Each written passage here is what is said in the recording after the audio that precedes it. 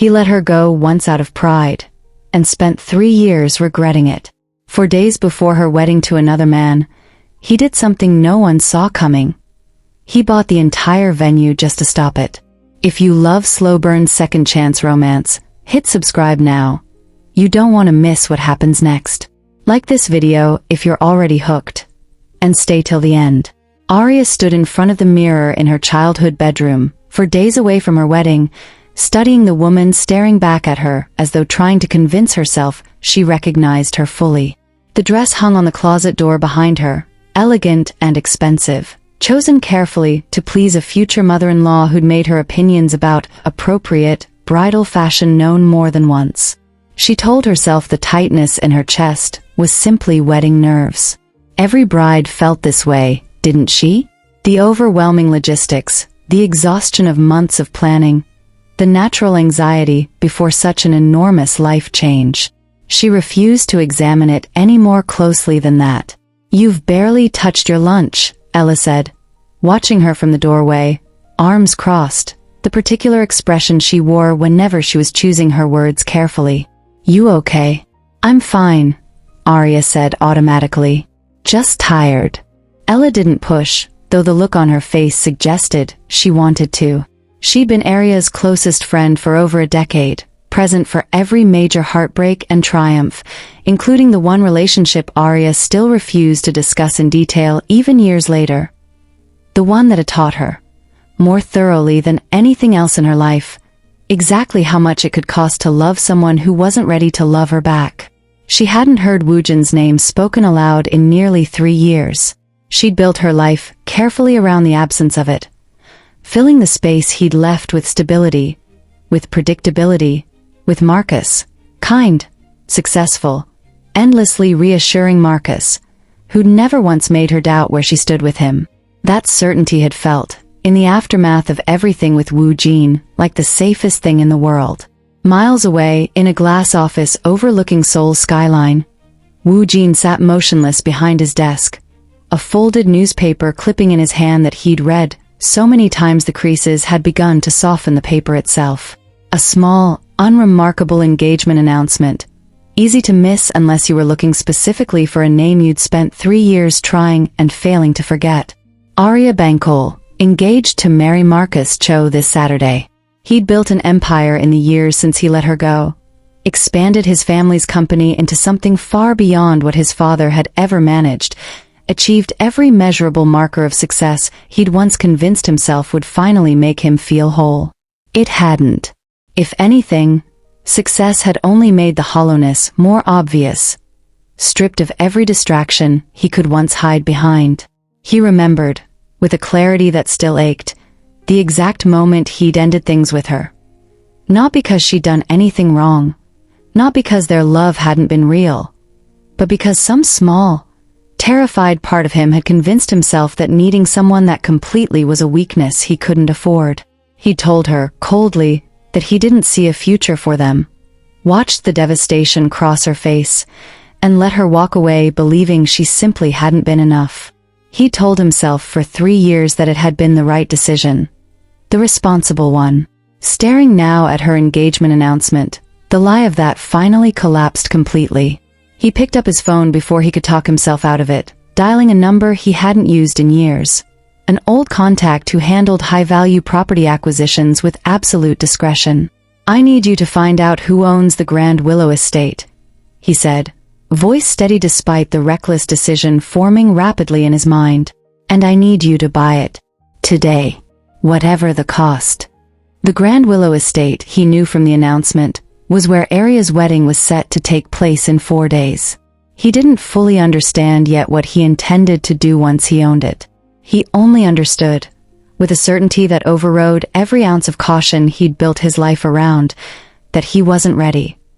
Hadn't been ready 3 years ago, and definitely wasn't ready now. To simply let her marry another man without at least trying, one final time, to fight for what his own pride had once cost him. The call came on Thursday morning, 2 days before the wedding, while Aria sat with the florist finalizing centerpiece arrangements. Her wedding planner's voice on the phone was tight with barely controlled panic. "There's a problem with the venue," she said. A significant problem. What kind of problem? The Grand Willow estate was sold yesterday. New ownership. They're not honoring the existing venue contracts. I've been on the phone all morning trying to get answers, and nobody will tell me anything except that the new owner has cancelled every scheduled event through the end of the month. Aria sat frozen, the florist's sample bouquet still in her hands. That's impossible. We signed a contract 8 months ago. I know. I'm trying to find another venue on this short notice, but Aria, everything comparable is booked solid this time of year. I don't know what to tell you. She hung up the phone in a daze, panic and confusion warring inside her. Marcus's reaction, when she called him, was sharp and immediate. Not concern for her stress. She noticed distantly, but frustration at the inconvenience, at what this might mean for the guest list, for the image of the day he'd clearly spent months curating in his head. "This is a disaster," he said, his voice clipped. "Do you have any idea how this looks? My business partners are flying in. I need you to fix this. I need to fix this." Aria repeated, something in her chest tightening at the accusation buried in his tone. "Marcus, I didn't cancel our venue." "I'm not saying you did," he said, though his tone suggested otherwise. "I'm saying handle it. I have a call in 10 minutes, I can't move." He hung up before she could respond, and Aria stood alone in her childhood bedroom, staring at the phone, an unfamiliar chill settling over her that had nothing to do with the venue crisis at all. It was Ella who finally tracked down the truth, calling an old contact who worked in commercial real estate. "Aria," she said carefully, "you need to sit down. Just tell me." "The estate was bought yesterday by Kestrel Holdings," Ella said. "I looked into the parent company." "Aria, it's Woojin's company." The bouquet sample slipped from Aria's hands entirely, scattering across the floor. She didn't sleep that night, replaying every version of the explanation her mind could construct, none of which made sense. Why now? Why this way? She hadn't heard a single word from him in 3 years. No calls, no messages, nothing beyond the silence he'd left her with the night he ended things. And now, days before her wedding, he'd bought an entire estate just to stop it? The anger came before anything else, sharp and immediate. She dialed a number she hadn't used in years, surprised her fingers still remembered it without hesitation. He answered on the second ring, as though he'd been waiting. "You have exactly one reason to explain yourself before I hang up," Aria said, voice shaking with barely restrained fury. "And it better be good." There was a long pause on the other end, and when Woojin finally spoke, his voice carried none of the cold composure she remembered from 3 years ago. Only something rawer, more uncertain. "I couldn't let you marry him without at least trying to explain myself," he said quietly. "I know I have no right to interrupt your life this way. I know what I did to you 3 years ago. I couldn't let it happen without saying the truth out loud, even if it changes nothing." "You don't get to do this," Aria said, tears she refused to acknowledge burning behind her eyes. "You don't get to disappear for 3 years and then show up days before my wedding like this is some kind of grand romantic gesture. This isn't romantic, Woojin. It's cruel." "I know," he said. "I'm not asking you to forgive me. I'm asking for 20 minutes. Just 20 minutes to say what I should have said 3 years ago. And then I'll sign the estate back over immediately, I promise you. Your wedding will happen exactly as planned." Aria closed her eyes, every instinct telling her to refuse, to hang up, to protect the careful life she'd built without him. But some smaller, quieter part of her, the part that had never fully stopped wondering, found herself saying, almost against her will, 20 minutes. That's all. They met the following afternoon at a quiet cafe neither of them had ever been to together. Neutral ground, Aria had insisted, refusing to meet anywhere that held memories. She arrived early, choosing a table near the door, giving herself the option of leaving easily if she needed to. Woojin arrived exactly on time, and the sight of him after 3 years hit her harder than she expected. The same sharp features, though something about him seemed different now. his composure less absolute than she remembered, uncertainty visible in the way he held himself. 20 minutes, she reminded him. Not sitting down yet. Starting now. I let you go because I was terrified, he said, without preamble, without any of the careful business rhetoric she half expected from him. Not because I was protecting you. Not because I thought it was best for you. I told myself that story for a long time because it was easier than admitting the truth. Which is, I didn't know how to be loved that completely, he said. You loved me without conditions, without hesitation, and it terrified me more than anything I'd ever faced in business, in my family, in anything. I convinced myself that needing someone that much was a weakness. So I ended it before you could ever see me fail at loving you back the way you deserved. Aria sat down slowly, despite herself. Arms crossed, though the anger in her posture had softened slightly into something more complicated. I spent 3 years building everything I thought would prove I didn't need anyone. Woojin continued. The company, the success, all of it. None of it filled the space you left. I told myself I'd made peace with losing you. I hadn't. I was just good at pretending, the same way I was good at pretending 3 years ago that letting you go didn't destroy me. You don't get to say things like that to me 4 days before my wedding, Aria said, though her voice had lost some of its earlier sharpness. I know, he said. I'm not asking you to leave him. I'm asking you to know the truth before you marry someone else. That what we had was real. That losing you was the worst mistake I've ever made. And that if there's even the smallest part of you still wondering what might have been, I needed you to know I'm not the same coward who let you walk away the first time. Aria said nothing for a long moment.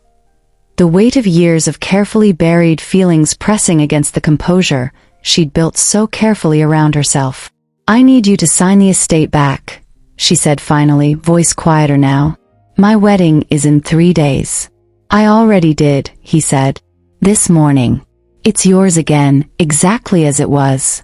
She studied him for a long moment, searching for the calculation she expected to find, the manipulation, and finding instead only quiet, exhausted honesty.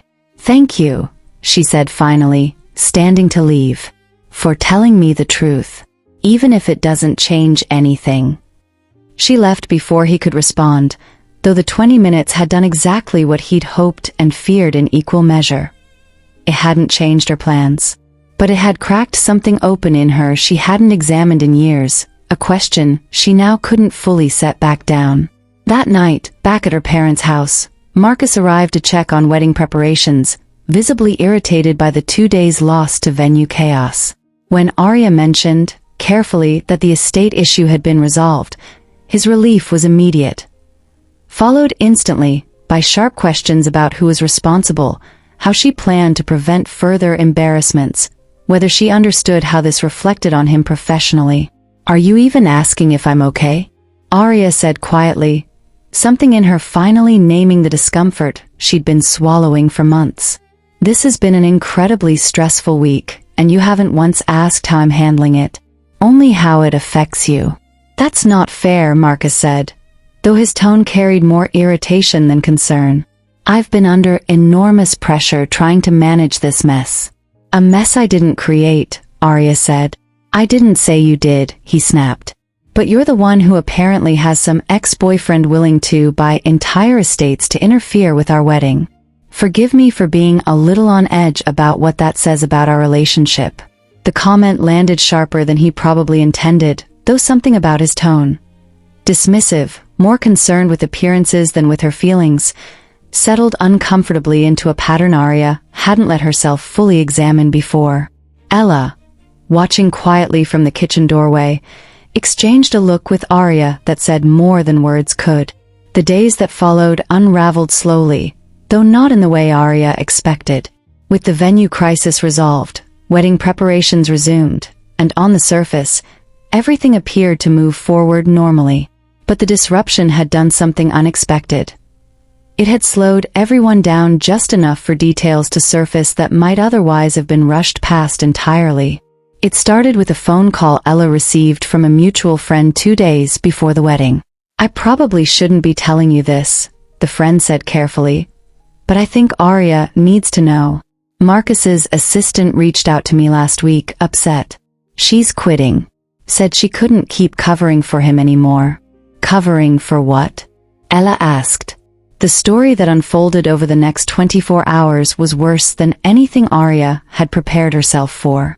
Marcus's company, the one he'd built his entire persona around, was under quiet investigation for misappropriating investor funds. An investigation he'd been actively concealing, even from her, using charm and connections to delay it just long enough to get through the wedding, after which, according to his assistant, he intended to use Aria's family's reputation and connections to help rebuild credibility once the truth eventually came out.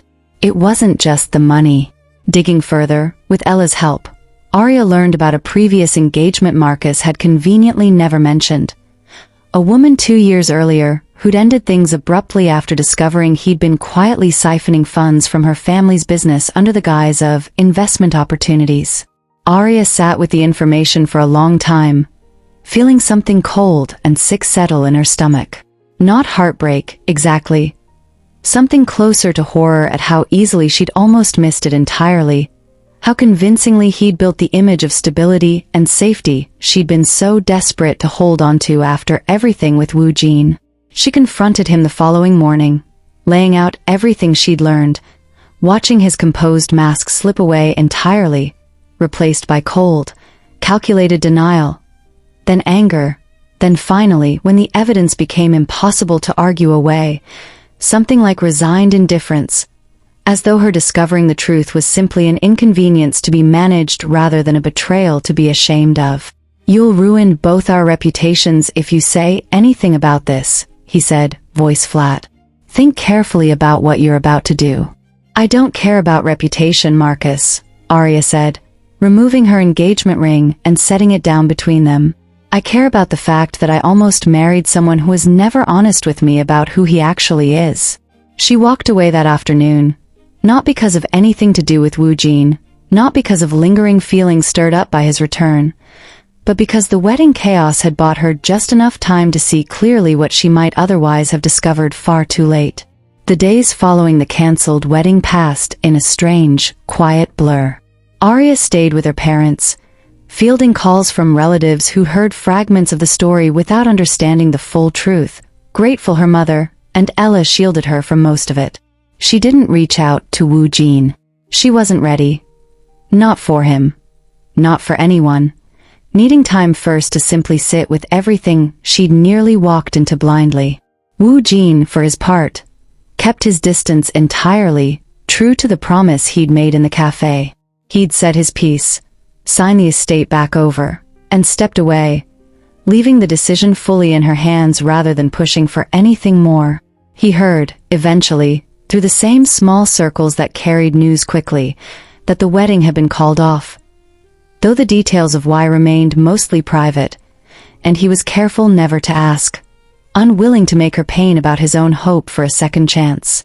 It was nearly a month later when Aria finally reached out, calling the number she'd once again deleted and resaved more times than she wanted to admit. "I'm not calling because of what almost happened with Marcus," she said, when he answered. "I need you to understand that clearly. I left him because I saw who he really was, not because of anything you said in that cafe." "I understand," Woojin said quietly. "But I've had a month to think," she continued. "And I realized I never actually let myself ask what I wanted before. Not with him. Not really. I chose safety over honesty for 2 years, and I don't want to make that same mistake again, in either direction." "What are you asking?" he said carefully, not wanting to assume anything. "I'm asking if you'd be willing to actually earn this," Aria said. "Not with grand gestures. Not with buying wedding venues. Just time. Honesty. Showing me you're not the same person who let me go 3 years ago." "Yes," Woojin said immediately, something unguarded breaking through his usual composure. "Whatever that takes." What followed wasn't dramatic or rushed. Over the following months, they rebuilt something slower and steadier than what they'd had before. Dinners that stretched into long conversations about the fears that had driven him away the first time. Quiet Sunday mornings where he showed up simply to help her navigate the aftermath of calling off a wedding. Patient consistency in place of the intensity that had once defined them. He didn't push. He didn't rush her forgiveness or her trust. He simply kept showing up, honestly and steadily, proving through consistency what he'd once failed to prove through words alone. It was nearly 6 months later, on an ordinary evening on her apartment balcony, city lights spread out beneath them, that Aria finally let herself say what she'd been feeling for weeks. "I think I'm ready," she said quietly, "to stop being careful with this. With us." Woojin turned to face her fully, searching her expression for certainty and finding it steady and clear. "Are you sure?" "I've spent 3 years protecting myself from being hurt the way you hurt me," she said, "and almost married someone who hurt me in an entirely different way because I was so focused on avoiding the first kind of pain. I don't want to keep living carefully anymore. I want to choose this. Choose you. Not because you bought a venue, or because of some grand gesture. Because I've watched you show up, honestly, for 6 months straight, and I believe you've actually changed." He reached for her hand, lacing his fingers through hers the way he'd dreamed of doing again for 3 long years. "I love you," he said quietly. "Not the memory of you. You, exactly as you are now." Aria smiled, stepping closer, closing the last of the distance between them. "I love you too," she said softly. "I never stopped, even when I tried to." He reached up, gently cupping her face, and kissed her. Slow, certain, everything neither of them had let themselves fully feel in 3 long years finally settling into place. She melted into it, arms wrapping around him, the city lights glittering around them like the world had simply been waiting for them to find their way back to each other. When they finally parted, foreheads resting together, Aria let out a soft, disbelieving laugh. "You really bought an entire wedding venue," she said. "Who does that?" Woojin smiled, the real, unguarded smile she'd fallen in love with all those years ago. "Someone who wasn't going to lose you twice," he said simply.